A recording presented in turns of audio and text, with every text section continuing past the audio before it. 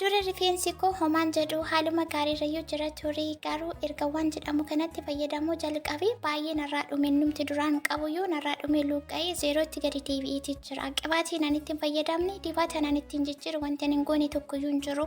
Hundumayyuu yaaleera garuu faayidaa tokko hin qabu. Kana jechuun wanti jedhamu kunis sobaa jechuudha, faayidaa hin qabu jechuudha jettanii warri gaaffiillee gaafattan akkasittillee komii kaasaatee jirtanii isin wanti dogoggortan hin jiru. Yaanni keessan yookaan koomentiin keessan gaaffiin keessan sirruma wanuma dhugaa irratti hundaa'e. Maaliif jennaan wanti isin fayyade nu fayyadeera jettanii dubbachuudhaaf, wanta isin hin fayyadne isin miidhammoo nu miidheera jettanii dubbachuudhaaf mirga guutuu qabdu. Haa ta'u malee guutummaa guutuutti akka rifeensi keessan isin jalaa miidhamuu fi isin jalaatii caccabee haga kana rifeensa keessanis dhaabdanii kisaaraa meeqa keessaa isin galchu kan isin taasise tokko akka ofii koo argee fi hubadhee ofirratti mirkaneeffadhe irratti wanta isin sirreeffachuu qabdanii fi adda baastanii beekuu qabdan tokkotu jira. Isas immoo guutuu viidiyoo kanaa gara xumuraatti kan ilaaltanidha yoo ta'e baay'ee isin fayyada, baay'eellee irraa barattu. Biyaansi wanta ani itti fayyadamaa jiru kanatti yoo fayyadamuu baattan isinillee akkasuma kan rifeensi keessan jaallatuu fi rifeensa keessaniif gaarii ta'e filattanii itti fayyadamuu dandeessu. Kana gochuudhaaf immoo kan tokko beeku tokko hin beeku waan ta'eef qalbiidhaan dhaggeeffattanii otoo itti fayyadamtanii otoo sirreeffattanii otoo hubattanii baay'ee gaariidha jedheetii yaada. Kun egaa arguun amanuudha waan ta'eef haaluma argaartan kanaan ani wanta isinitti himu hunda akkamittiin akkan hojjedhuu fi akkamittiin akkan itti fayyadamu face to face fuula keessan dura ija keessan duratti waan ta'eef akka xumuraatti na wajjin tura. Bakkeertanitti nagaan jaalallee isiniif ta'u hordoftoota akkiifi qabsaallee jirtu miti baganaaf jiraattanii daawwattoota ko'anis jira.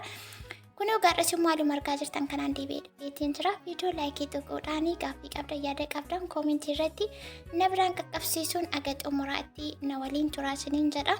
Kun akkuma argaa jirtanii rifeensi koo guyyaa har'aa guyyaatti miicuu guyyaa jaabulee guyyaa torbaffaa isaati. Akkuma yeroo hunda isiniin jedhu torbeetti yeroo tokko miica. Guyyaa jaabulee gaafa torbaffaa isaa gaafa miicuu garuu dirqama dura toon miiceenii ooyilii yookaan immoo isaa maaskii qopheessee itti dibee daqiiqaa 40-30 ofirra tursiitiin kanan irraa miicuu. Kana kanan godhu in goggoga waan ta'eef inni sun akka narcaanii kan caccabneedhaaf gogaasaa filuurra yeroon filu luqqa'uu buqqa'uu caccabuu akkasuma harca'uu waan danda'uudhaaf isa sana akka hin taaneef wantan qopheessee itti fayyadamutu jira. So amma kana maal gochuuf hin deemaa kun wal argaartan kana maal akkan godhu hin beeku. Rifeensi koo guyyaa 2 bulee taanan bakka isa booddee kun akka kanaatti keessaa yaa'e adurree bishaan buutee fakkaachaa jira. Akka kaameraa irraa miti akkasitti yeroo lafarratti ilaalan immoo baay'ee nama dabbara. Amma kaameraan koo baay'ee laayitii waan qabu waan bareedu fakkaata garuu gaafa guyyaa torbaffaasaa bulu baay'ee tokko ficincaratee tuman hiikellee filee na sirreessedhee hin ajajamu maal akka ta'e hin beeku. Amaleeffatee jira waan ta'eef amma kana kunuu hiikuutti jira jechuudha. Kana maaksii ajaa'ibaa ta'e tokko qopheeffadheetiin jira. Baay'ee kan namatti tolu waa hundumaaf kan fayyadu isa qopheessee jira. Amma kana kunuu haala kanaatiin hiikee itti dibuuf hin deemaa jira jechuudha. Amma akka amma jiru kanatti akka kaameraarra taa'ee bareedu isinitti hin fakkaatin otoo nan fileedhe irratti naafuu kaasu tokkotu keessaa ba'a jechuudha. Kiiloo 5 keessaa ba'a.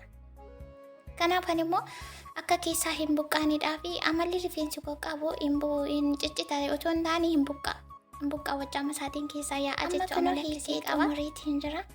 Infilu akkasitti gogaasaa infilu yeroo infilu akkuma isiniin jedhe keessaatii yaa'a hin bubuqqaa waan ta'eef rifeensi koo immoo kan tokko tokkoon ciccitaan bubuqqaa maal ta'a kan koo garuu wajjaa isaatiin keessaatii yaa'a jechuudha. Wanti inni itti fayyadamu kunis isinis akkasitti itti fayyadamaa jechuu kooti wanti isin hubachuu qabdan jechuudha.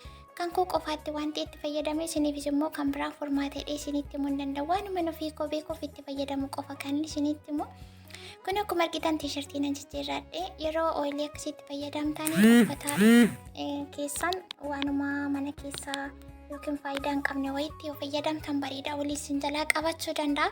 Kun egaa inni qopheeffadhe kuni isa kana erga ramadaanni darbee ji'a 2 asitti waan akkasii maaskiitti fayyadamee hin beeku ooyiliimatti hin fayyadama. Yeroo tokko immoo darbee torban 2ttis ta'ee torban 3ttis ta'ee heer maaskii yookaan maaskii rifeensaaf ta'u wanta akka fufurdaa akkasii kanatti fayyadamuu qabna yoo danda'ame jechuudha. Waa'ee ooyilii kanarraa isinitti himee akkuma jalqaba irratti argitan akkamittiin akkan ooyilii kana hojjedhe viidiyoo kanaan duras hojjedheen ture. Viidiyoo 2-3 gadi darbitanii ilaaluu dandeessu. Warri haaraa taatanii Garuu qabaatiin kun baay'ee tokko fooliinsaa ana baay'ee natti ulfaatee jira. Faayidaa isaa kana dheessinittiin immoo rifeensa kan harca'u, kan bubuqqa'u, akkasumallee dheerinni isaa saffisaan akka dabaluudhaa fi ana caalaatti kan na fayyade, akkasumallee rifeensa adda gubbaarraan dhumee haphatee bubuqqa'uudhaa fi baay'ee furmaata guddaa kan ta'e. Maalirraa hojjetama yoo jettan warri haaraa taatanii jinjabila, qurunfudii, abasuuda gurraachaa fi qibaatii kokonaatii walirrattiin hojjedhee jechuudha. Kana hojjedheen ol kaawwadheetiin qaba. Har'a immoo isa qofa otoo hin taane avokaadooti dabalee hojjetachuu waan hin barbaadee fi avokaadoo fi qibaatiin amma isiniin jedhe hojjedhee kaawwadhe sana fuudhee walitti hin daakee jechuudha. Kun haala kanaan walitti daakee qopheessi. Amma kana itti dubachuuf hin deemaatee jira. Bakka kanaa ka'ee gaaffii keessanii akkuma jalqaba irratti dubbachuu kan caqasu yaalee isa sanarraatiin haasa'a sirriitti kan na caqastanii yoo kan dhaggeeffattanidha yoo ta'e sirreeffatu jechuudha. Anis jalqaba akkuma keessattuu waan bishaanin jedhamu sun, wanti bishaanin jedhamu sun ani akka du'aatti na sodaachise jechuudha. Dhiigan ofirratti argeeti. Yeroo jalqaba ani biyya keessatti waan akkasii kana rifeensa qaqqabu kana hin beeku. Inumayyuu hin jiru dura yeroo sana jechuudha. Biyya kana sofee bodachuudha waan kana kanan baree yeroo sana yeroon jalqabu bishaan roosmarii gaariidha, bishaan jinjibilaa gaariidha, bishaan isaatti fayyadamaa, bishaan qurunfudii gaariidha, bishaan keessa safassaftanii keessanii maal kan jedhamu kan hunduma isaa mokkorii yaaleera jechuudha. Yeroo sana akkamittiin akka rifeensi narraa buqqa'u kana dheessinitti himuu hin danda'u. Warri beektan warri beekaniitu beekuu dandeessu miidhaa akkamii kan nama geessisu. Kana jechuun ani rifeensi koo akkanaa dabaluu fi akkanaa baay'atu akkanaa dheeratu malee kanarraa dhumuu miti. Garuu adeemsa keessa yeroon taa'ee itti ilaalu ofirraa fixaan jira suman qabu jechuudha. Dhiiga siitii duuba deebiseetiin baay'ees immoo Google seenii soorchii gochuu nan jalqabee ilaaluu ergan jalqabeeti maaliif wanta bishaan jedhamu kana gara ooyiliitti jijjiireen ilaaluu jedhee gaafan bishaaniin fayyadamuu fi gaafan ooyiliitiin fayyadamu nan ilaala jechuudha sirriitti. Isa booddee adeemsa nan ilaala wanta bishaaniin fayyadamaa ture sana gara ooyiliitti gaafan jijjiiru dubbichi ni fayyada gaariidha. Garuu bishaaniin faayidaa tokko akka hin qabne mirkaneeffadhee argee jechuudha. Bishaaniin faayidaa tokko hin qabu. Inumaayyuu rifeensi keessuma darbee caalaatti akka goggoguudhaa fi akka ciccituuf akka bubuqqa'u.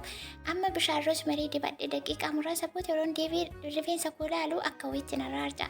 Amma fayyadamee ka'ee bishaan roosmarii daqiiqaa muraasa booda yeroon deebi'ee ilaalu akka wayiitti narraa harca'a.